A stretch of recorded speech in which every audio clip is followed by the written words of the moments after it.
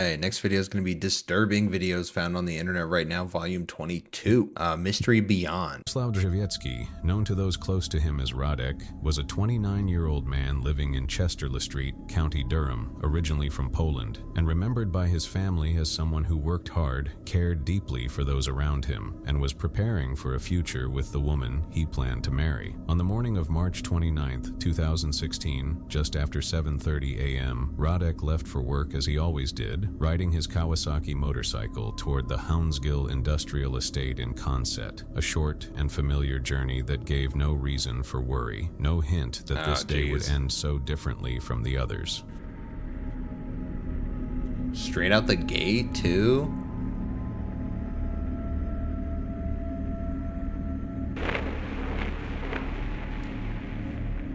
Oh, it has to be immediate.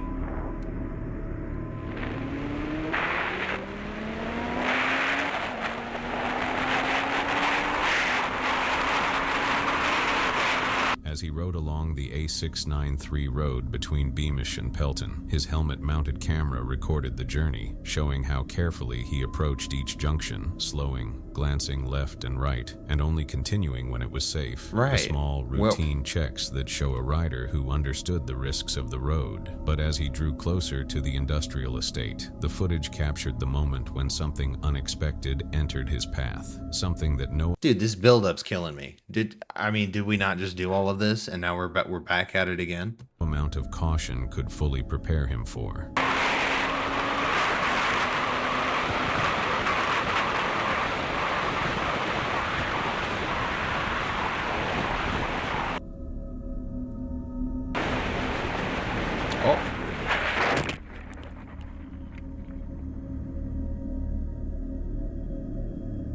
From a junction up ahead, a Vauxhall Mariva, driven by a 46-year-old woman from Stanley, pulled out... Ah, geez, not 46. Targeted. That's the crazy thing. Like, just pulling out, even a little bit, like, made him react. Like, it was just your presence in that lane caused the accident. Directly into his lane, leaving Radek with almost no time to react. There was little chance to avoid what came next. Yeah. His motorcycle collided with the vehicle, and the impact left him with fatal injuries. Emergency services arrived, but there was nothing that could be done, and Radek was pronounced dead at the scene. The crash was a textbook example of what road safety experts often describe as a failure to yield, a moment when a driver pulls out without properly checking for approaching traffic, in this case, missing the oncoming motorcycle despite the open view ahead. The driver was later arrested on suspicion of causing death by careless driving, and in court she admitted guilt, receiving a sentence of 18 months disqualification.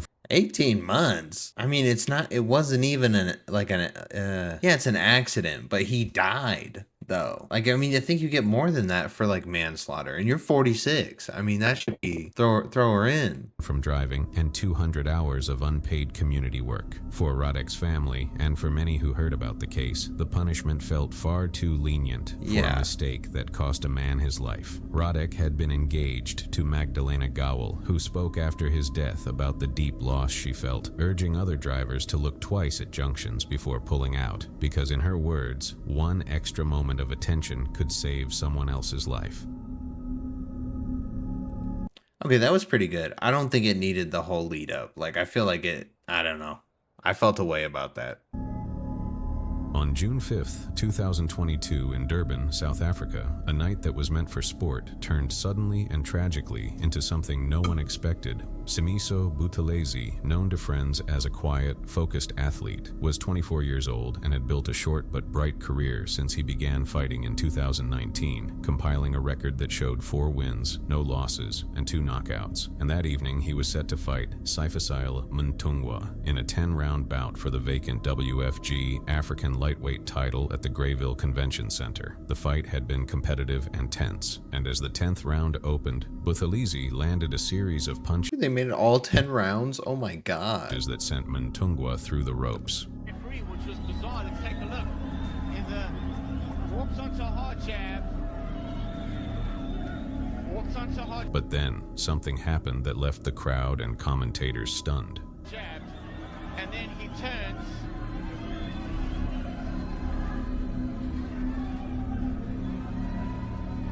Oh.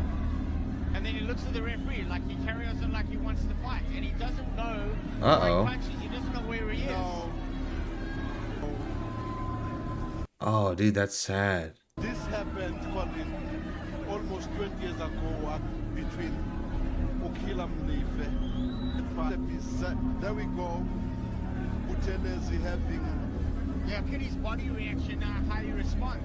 He's looking, Wonder what happened. Why did his brain just not pick it up? he turns, and then all of a sudden, inexplicably, turns and he chases the referee. He thinks the referee is the opponent. Look, the referee's still signaling punches. Oh. And here's a good call by the referee. The referee did the right thing, and he protected the fighter. Oh. He's like, whatever. Oh my god. Is he okay? He seemed to lose his bearings, turning away from his opponent and throwing punches at an empty corner of the ring as if chasing something no one else could see. The referee, Elroy Marshall, quickly stepped in and called for the medical team, and within seconds the scene changed from sport to emergency as Buthelezi collapsed and was carried from the ring, only to be rushed to King Edward VIII Hospital, where doctors found a brain injury with internal bleeding and placed him in a medically induced coma. 2 days later, Oh, dude, at 24? Oh my god. And he died. Oh. on June 7, 2022, the hospital announced that Simiso had died, turning a late-night sporting event into a moment of deep grief for his family, his trainer, and the boxing community. And the match was officially ruled a technical knockout in favor of Muntungwa. What made the outcome so hard to accept was that there were no clear signs before the fight that Buthelezi was ill. His trainer said he had Well, yeah, dude. I mean, it happened in the fight. I mean, you got smacked too hard. seemed strong. He had been competitive through most rounds, and nothing during the bout suggested the sudden collapse, which has left doctors, fans, and officials asking how a young athlete in good shape could suffer a fatal brain I mean, you're punching each other. I mean, even though you got the gloves on, it still hurts, you know? And then your head's getting jumbled around. Extreme weight cutting and dehydration may have made his brain more vulnerable. Oh, okay. Yeah, well, I mean, yeah, that's just boxing. I mean, boxing is a dangerous sport. On December 6th, Distraction. 2017, at Jiangsu Provincial People's Hospital in Nanjing, China, something deeply unsettling happened inside the hospital's parking area. This was not a regular open parking lot, but an automated carousel system, often called stereo garages or mechanical lifts, which are common in China's crowded cities where space is scarce. These structures are built to maximize parking efficiency. Oh, it's like a Carvana vending machine, but a parking lot. Operating without attendants and using elevators to move cars between different levels, but most of them lack strong pedestrian detection features. That morning, a woman estimated to be in her 30s or 40s was walking through the parking area while looking at her mobile phone, where this happened.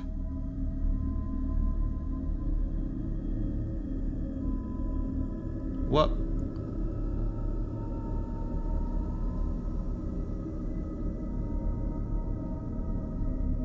What happens? The floor goes up? Oh. Oh. Oh my god, I would fucking panic right there. What do I stand still? Should I have been on the side? Like, oh my god. Oh no, it's gonna load the car right into her. You jump on the car.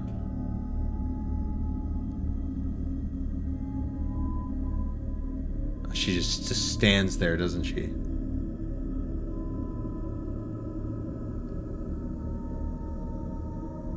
She didn't see the car either. She was just straight walking forward. What are you doing? Pay attention.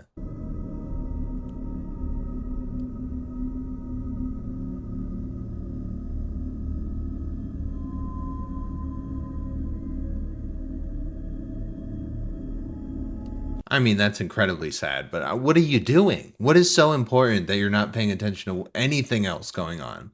I mean, even when you were there, you were still looking like you were lost and on your phone or something. warning signs in place. Once she was inside, the heavy doors closed automatically and the platform began its descent to the basement level. By the time she may have realized something was wrong, it was already too late. At that very moment, I mean, it wasn't too late. She could have maneuvered in that situation. the wall beneath its wheel. Incredibly, she did not immediately attempt to escape or raise the alarm, possibly frozen in shock or still disoriented. See, we can call it shock. That's understandable. I get that.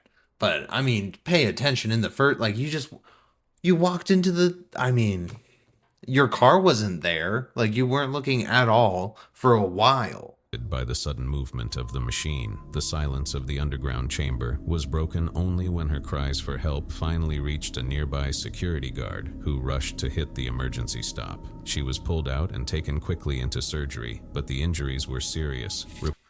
Yeah, that would be a bad time to retrieve your car. And she's like, no, it's still under it, you know?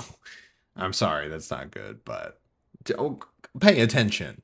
Reports noted a broken leg and trauma to her ankle, though she somehow managed to survive. She's fine. Afterward, much of the public reaction focused on her distraction. Many argued that she should not have been looking at her phone in such a dangerous environment, but critics of the parking system pointed out something else, that no one should have been able to enter the lift in the first place. Okay, yeah, but then it's going to make it not a good system, because there's stupid people like that who ruin it for everybody else.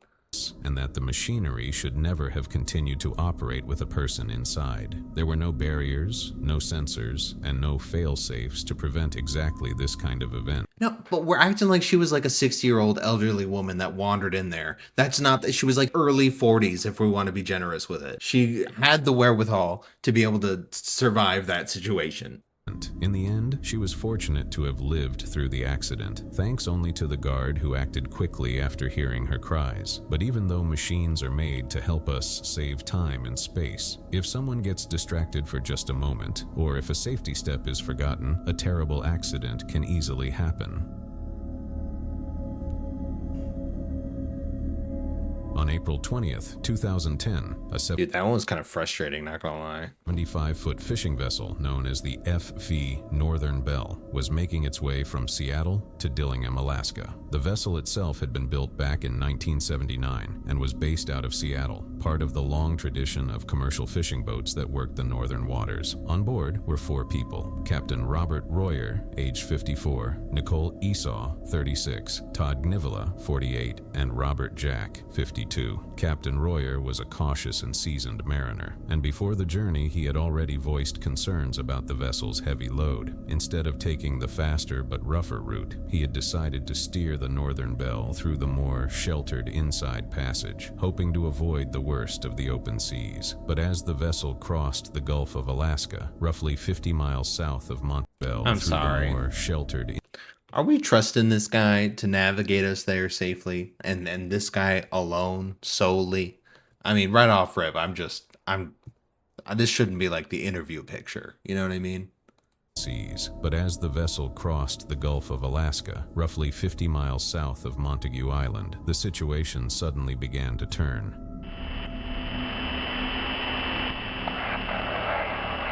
Mayday! Mayday! Mayday!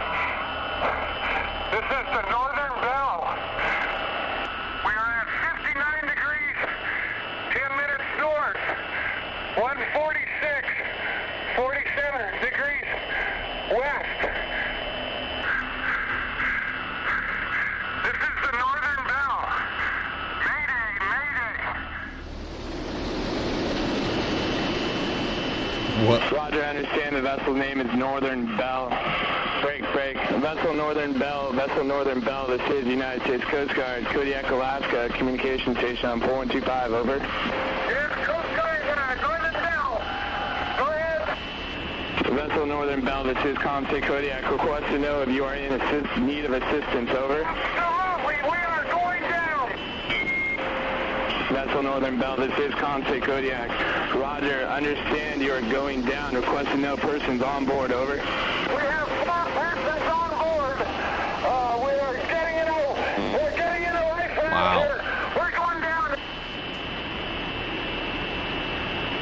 Vessel Northern Belle, this is ComState Kodiak, request you say again the persons on board, over. The boat developed a sharp list to starboard, and at the helm, Robert Jack noticed the bow lifting unnaturally as the stern sank lower into the sea. He called out to the captain, and within minutes it became clear that the ship was in mortal danger. The Northern Belle capsized in less than 3 minutes. Investigators would later conclude that the vessel had been overloaded with too much weight toward the stern, leaving it unstable and vulnerable to swamping. That's what I'm saying. Like, that's the guy we were trusting to get. I'm sure he can drive the boat. I'm sure he can drive the boat, right? But does he cut around the edges a little bit just based off appearance? Yes. Okay.